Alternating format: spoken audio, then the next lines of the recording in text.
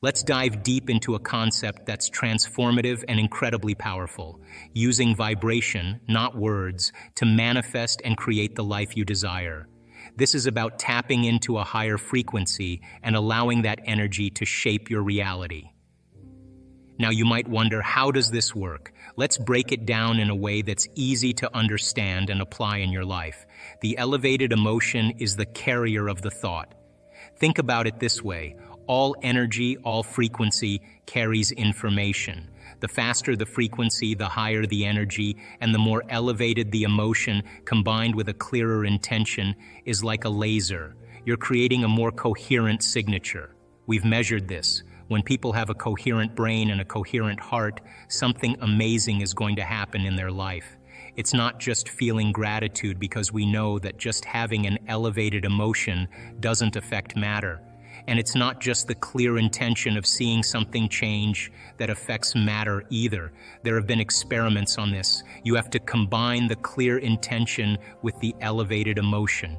The emotion is the energy, the frequency, the carrier of the thought. The thought is the intent, the direction, the specific field, the frequency. It's like tuning a radio dial. So if it's all about vibration and energy, when there's a vibrational match between your energy and that potential that exists in the quantum field, it's going to find you. Intention is getting clear on what you want. Let's say you want a new home. Let's say you want a beautiful garden. Start ripping out magazine pictures of gardens that you love. Start drawing pictures. Start writing down the things that you want. Throw them up somewhere and add another dream and another. Keep your mind on that. If you keep your conscious mind on it, your subconscious mind will take you there. Patience is key. I'm not an impatient person because I know that impatience means I believe something's not going to happen. We're here to experience life, to enjoy the magnificence of our creations. Our senses then become the artists that write the story in our biology. So when you start to see that home, that vision, you start making choices for it. You step into the unknown, becoming the creator, doing something that's never been done before. It brings you joy, excitement, and meaning. Then your body follows your mind. Of course, it's going to take time, but it's no different than a garden you tend in your life. You'll always be pulling weeds, pruning branches, fertilizing, and pulling rocks out. But that's the joy of creation, because you get to eat the fruit of your own creation. Our senses should be the last to experience what our mind has created. The intention represents all the details, but all the details can be summarized in a symbol, a letter, a picture. One picture that means all those things because you've reviewed all those things. Hold the picture, hold the symbol, hold the dream house, hold the dream garden. But don't say, oh, when this dream garden comes, then I'll be happy. Say, the thought I'm having is the experience, and the experience produces the emotion. Once the emotion begins to occur, your brain and body are in the future instead of the past. When you start opening your heart, it moves into coherence, producing a measurable magnetic field up to 3 meters wide. That's frequency, that's energy. And all that energy, that frequency carries information, carries an intent. When you're feeling gratitude and your heart is open, you're broadcasting energy into the field. That frequency can carry the thought of your wealth, your health. If you're suffering, that energy doesn't carry the thought of wealth. It carries a different set of thoughts. Believe in the future you're imagining with all your heart. Your heart better be open and activated, and you need to know how to self-regulate. You must know the moment you disconnect from the energy of your future because of some circumstance in your life. Lose that feeling, and if you're practicing it daily with your eyes closed, the next level is to open your eyes and do it in the moment. Self-regulate. Change the frustration from some experience back to the energy of your future. That requires great awareness and effort.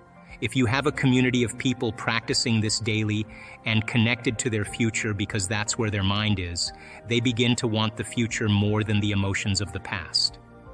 We're reality-producing machines. There's no individual on this planet who doesn't create reality unless they have a brain injury. Most of us are engaged in reality, causing effects. We reach a point where we stop learning and start feeling. Using feelings as a barometer for the unknown is contraindicated because feelings are usually a record of a past experience. We try to predict the future based on a feeling and return to the old self. We can produce effects living in one of two states of mind. We live in creation, which is growth, expansion, health, homeostasis, and emotions like love, joy, and trust that make us feel connected to something bigger. Or we live in survival, stress. When our body is knocked out of balance, the redundancy of that cycle over time breaks the body down. The biggest problem for us, because of our brain size, is we can turn on a stress response by thought alone, doing it all day long. That continuous being out of balance over time becomes the new balance, leading to contraction, disease, feeling separate from the field, and being selfish instead of selfless. We begin to live in a state of breakdown, disease, and lack of health. Those emotions, those survival chemicals, endorse the ego. We become more self-indulgent, self-important, and self-serving because that's what those chemicals do. We live in one of those two states of mind. Those chemicals are highly addictive. We can talk about it, but breaking through is when you free yourself from the chains of those emotions we've memorized. Breaking through, removing the mind from the body, breaking the emotion trapped in physical flesh, liberates the body. That's true self-love, true joy, the liberation of energy. The anger, hatred, prejudice is transformed, transmuted into joy. It's the same energy, but with a different spin. No one can do that for you. It's not something where someone waves a wand. You have to be willing to be uncomfortable, breaking that addiction, and be okay with it. When the body's liberated and you feel that expansion, that's the natural state of being. You say, I love myself because I went further than I thought I could go. You transcend some limitation about yourself in the way you think, act, feel. That's the personality, the identity. Changing one of those things, really changing it, changes your neurology, neurocircuitry, chemistry, which are your emotions that signal the gene, changing your expression of health and life. When you make that emphatic declaration, that change, it's undeniable. There's a biological, neurological, and quantum effect as a result. I flirt primarily with the idea of how subjective mind affects the objective world. Newtonian physics is about cause and effect, something outside of you fundamentally changing something inside you. We are an expression or reflection of the environment. As long as the environment influences how we think and feel, we can only be as great as the environment. If we think and feel equal to the environment, we can only create more of the same environment. The idea that we can change something inside us, in our consciousness, thoughts, and feelings, is transformative. Now, if we focus on vibration instead of words, we tap into a powerful realm. Words are limited, but vibration is universal. This means that while words can only go so far in expressing what we mean, vibrations can reach much further and touch many more aspects of life. Think of the universe as a vast ocean of frequencies. Imagine this ocean filled with countless waves, each wave representing a different frequency or vibration. Every thought we have and every emotion we feel sends ripples through this ocean. Picture a stone being thrown into a calm pond. The ripples spread out in circles, touching everything they meet. Similarly, our thoughts and emotions send out ripples of vibration that move through the universe, touching everything they come across. These ripples carry the energy of our thoughts and feelings into the world around us. When you align your vibration with what you desire, you're sending out a signal that attracts similar frequencies. This is like tuning a radio to the right station. When you want to listen to a specific radio station, you turn the dial until you find the right frequency. Once you're tuned in, you hear the music clearly. Similarly, when you tune your vibration to match what you want in life, you attract those things to you. When you vibrate at the frequency of love, abundance, or health, you attract experiences that match those vibrations. If you are filled with feelings of love, you send out vibrations of love, and in return, you attract more love into your life. If you feel abundant, you vibrate abundance and attract more abundance. The same goes for health. When you feel healthy and vibrant, you send out those vibrations and attract more health into your life. Let's explore this idea further with simple examples. Think about a time when you felt truly happy. Maybe you were spending time with loved ones, enjoying a favorite hobby, or experiencing a moment of success. In those moments, you were vibrating at a high frequency. You felt good, and as a result, you probably noticed more good things happening around you. People smiled at you, things seemed to go your way, and you felt lucky. This is because your positive vibration attracted more positive experiences. On the other hand, think about a time when you were feeling down or stressed. You might have noticed that during those times, things seemed to go wrong more often. You felt like you were stuck in a rut, and it was hard to see the good in anything. This is because your negative vibration attracted more negative experiences. Understanding this concept means you have the power to change your life by changing your vibrations. It starts with becoming aware of your thoughts and emotions. Pay attention to how you feel throughout the day. Are you feeling joyful and positive, or are you feeling negative and down?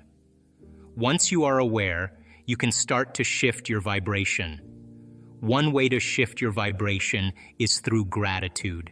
Take a moment each day to think about the things you are grateful for. It could be something as simple as a beautiful sunrise, a kind gesture from a friend, or a delicious meal.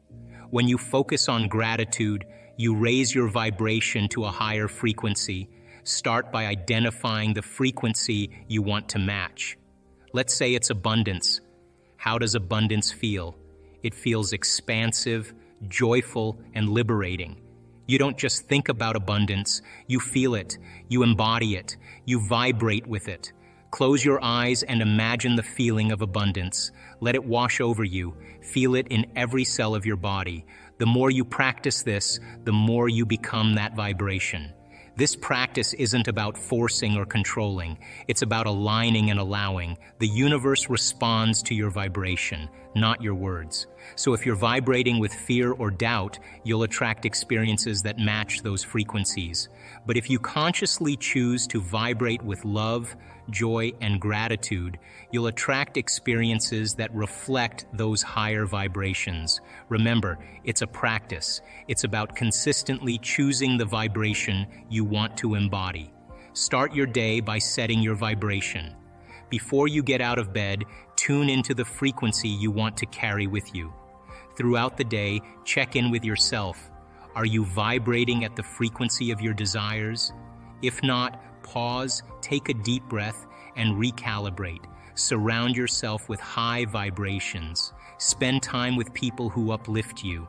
Engage in activities that bring you joy. Create an environment that supports your desired vibration. This could be as simple as listening to uplifting music, spending time in nature, or practicing meditation. Meditation is a powerful tool to shift your vibration. When you meditate, you quiet the mind and connect with your true essence. In this state, you can consciously choose the vibration you want to embody. Visualize yourself already living your desires. Feel the emotions associated with those desires. The more vivid and real you make this experience, the stronger your vibration will be. Meditation allows you to take a break from the constant chatter of your mind. Our minds are often filled with worries, plans, and thoughts about the past and future. This constant activity can keep us in a state of stress or negativity. But when you meditate, you give your mind a chance to rest. You focus on your breath, a mantra, or simply on being present. This quiets the mind and helps you enter a state of calm and peace. In this peaceful state, you can connect with your true essence. Your true essence is the part of you that is pure and unchanging beyond all the noise and chaos of daily life. It is the part of you that knows your deepest desires and dreams. When you connect with this essence, you tap into a source of immense power and wisdom. Once you are in this state, you can consciously choose the vibration you want to embody. This means deciding how you want to feel and what kind of energy you want to send out into the world. You can choose to feel love, joy, abundance, or health. By making this choice, you set your intention and begin to shift your vibration. A powerful way to do this is through visualization. Visualization is the process of creating a mental image of something you want to experience. In meditation, you can visualize yourself already living your desires. Imagine every detail of this life. What does it look like? What do you see, hear, and feel? Make the image as vivid and real as possible. As you visualize, pay attention to the emotions that come up. Feel the joy, excitement, and gratitude that you would feel if your desires were already realized. These emotions are key because they raise your vibration to match the frequency of what you want to attract. The more you can feel these emotions, the stronger your vibration will be. Understand that your vibration is a choice. It's not dependent on external circumstances. You have the power to choose your vibration in every moment. The quantum model of reality, and that there are particles which are matter, it's you and I and everything in this physical world, and then there's energy, and that energy has a consciousness, it has an awareness, and that energy is a field of information that we are an extension of, that we have access to, and that we spend so much of our life looking outside of ourselves instead of looking inside of ourselves, and that we are really conditioned to look just for particles and matter instead of energy and information. And truly, when people reach the end of their beliefs or they're facing crisis in their life, that's the moment they start to turn within and start to ask the bigger questions.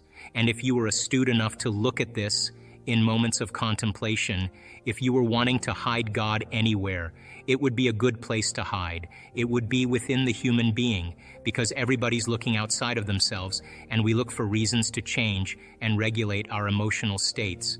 You know, we think that things and people and external things will really fulfill emotions that we're trying to change within us, and that truly when we start to really investigate who we are and look to see how we do that and demystify it, I think once we start to demystify it, it can become a skill.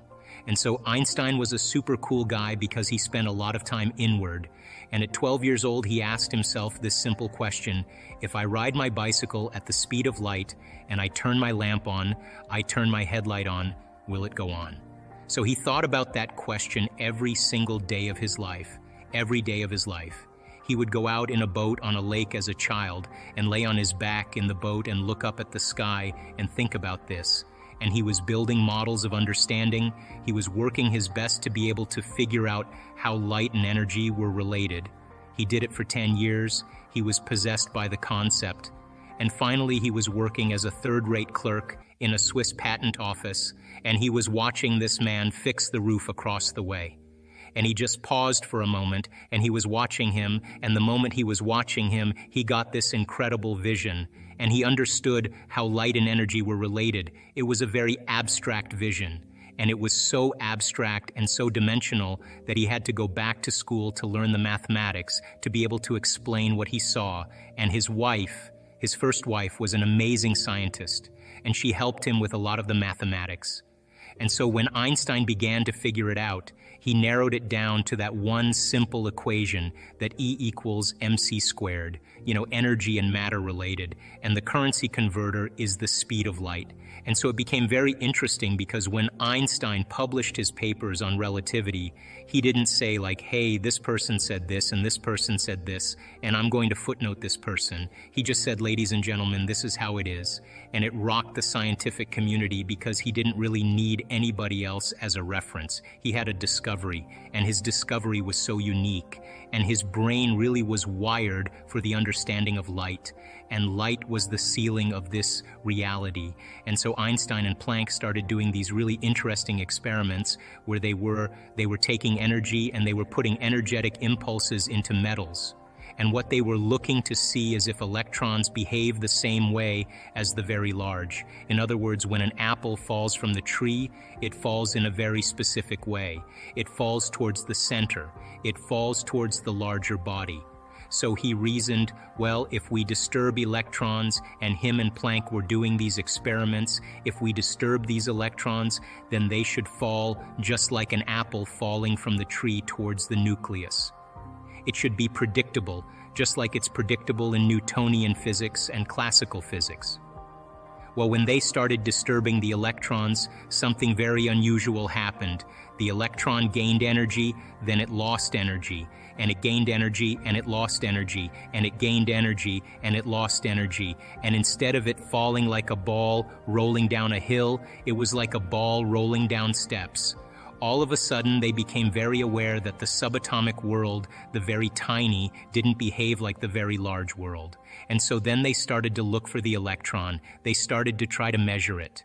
And everywhere they looked for it, it appeared.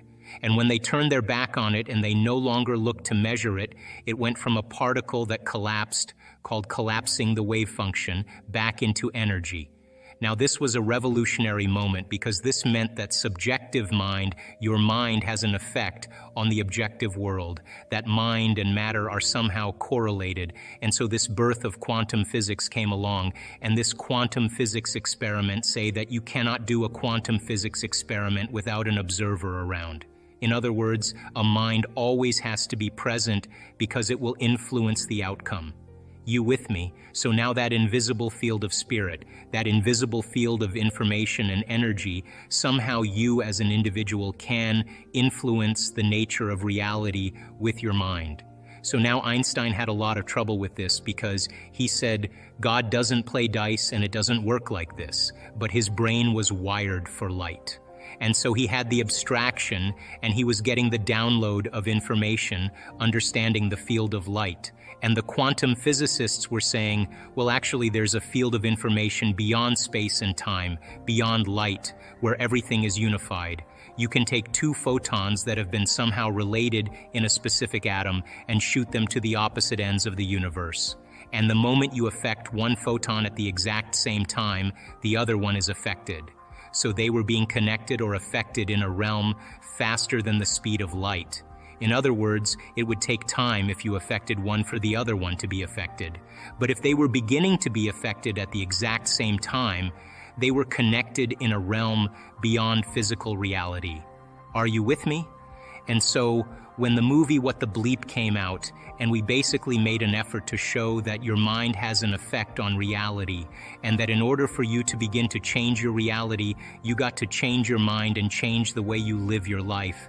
And we wanted people to become inspired by the process of creation, really give it a shot, and that independent of your gender, of your race, of the color of your skin, of your intellectual ability, independent of your past, independent of your age, that on some level we are all divine creators, and that these models of reality that have separated individuals have all been built on human beings living in a very limited state of mind. And so when quantum physics was born and the whole concept of reality began to unfold, people started to really challenge the nature of reality and that concept that you are somehow connected because you are made of photons and atoms and electrons, that on some level you are an organization, a community of 70 trillion to 120 trillion cells, and all of those cells are made up of atoms and molecules and chemicals. And all of those are working in a coherent form to express yourself as a physical body. But most people don't know that they're moving in and out of the quantum field 7.8 times per second, that you're vibrating in and out of the field all the time. And every time you leave, you disappear. And when you come back, you disappear into that field of information and you come back with information. But if you go out as the same person, you don't bring any new information back. Are you with me? And if you can begin to observe a vision that represents a future and you can hold steadfast to that vision and you can see that vision clearly in your mind, and every day you understand where you place your attention is where you place your energy, then you would be investing your energy into the future. And the image that you see could literally be the template for trillions and trillions of atoms to organize into patterns of information called an event in your life. But it's not enough to just have a clear intention, because clear intentions have very little effect on the nature of reality. That the driving force that couples the co-maiden, the handmaiden to all of that is an elevated emotion. And so when you combine that clear intention with an elevated emotion, it is the elevated emotion that begins to amplify the field around your body. And in that moment, you become more energy and less matter. And if you understand then that the emotion then is the handmaiden to the creative process, that means that you would have to feel whole before your healing. That would mean that you would have to feel abundance before your wealth. That means you would have to feel all before the mystical moment. That means you'd have to feel love before your new relationship. The same choices lead to the same behaviors. Same behaviors create the same experiences. The same experiences produce the same emotions. Those same emotions tend to influence the way we think. And our biology, our neurocircuitry, our neurochemistry, our hormones, and even our gene expression is equal to how we think, how we act, and how we feel. And how you think, how you act, and how you feel is called your personality. And your personality creates your personal reality. That's it. So then it makes sense then, if you want to create a new personal reality, a new life, you're going to have to change your personality. And you've got to start thinking about what you've been thinking about and change it. You've got to become aware of your unconscious habits and behaviors, even how you speak. Then you have to look at the emotions that you live by every single day and decide, do these emotions belong in my future? So many people try to create a new life as the same person. In order to create a new personal reality, you've got to change your personality. So the principle in neuroscience says that nerve cells that fire together wire together. Thinking the same way, making the same choices, demonstrating the same actions, creating the same experiences that stamp the same networks of neurons into the same patterns, all for the familiar feeling called you. And you do that for 10 years in a row, you're going to hardwire your brain into a very finite signature because you're firing and wiring that way. And that box in the brain, that becomes our personality, becomes our identity. And by the time we're 35 years old, for the most part, we've done something so many times that the body now knows how to do it, as well as the mind. And that's a habit. So we have these unconscious programs of behaviors, automatic habits, redundant emotional reactions, hardwired beliefs, perceptions, attitudes that function just like a computer program. You press go and it runs automatically.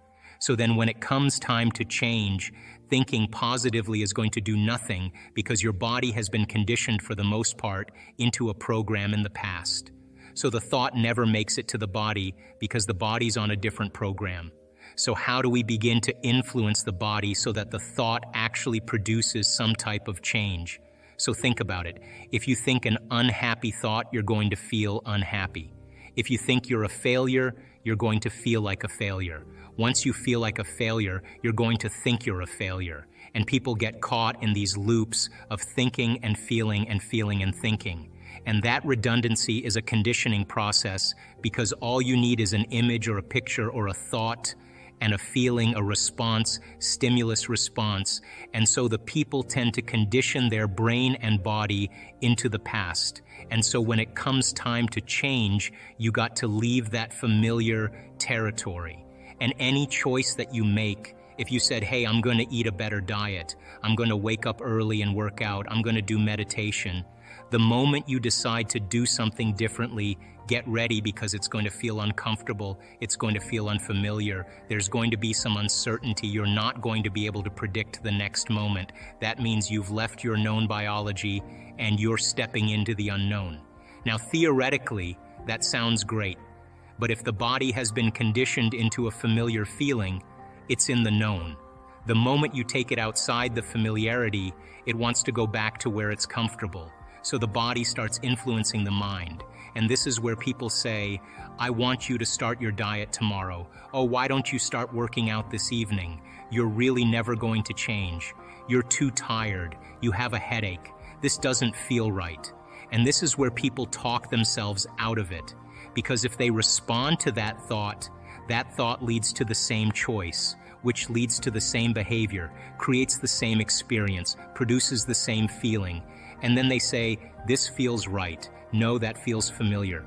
So going from one state of mind and body to another state of mind and body, you got to cross a river. And the hardest part about change is not making the same choice as you did the day before. Now, once people understand that they're going to be uncomfortable, then the question is, what thoughts do you want to fire and wire in your brain? What behaviors will you demonstrate in one day? And the act of closing your eyes and rehearsing who you're going to be when you open your eyes begins to install neurological hardware in your brain to look like you've already done it.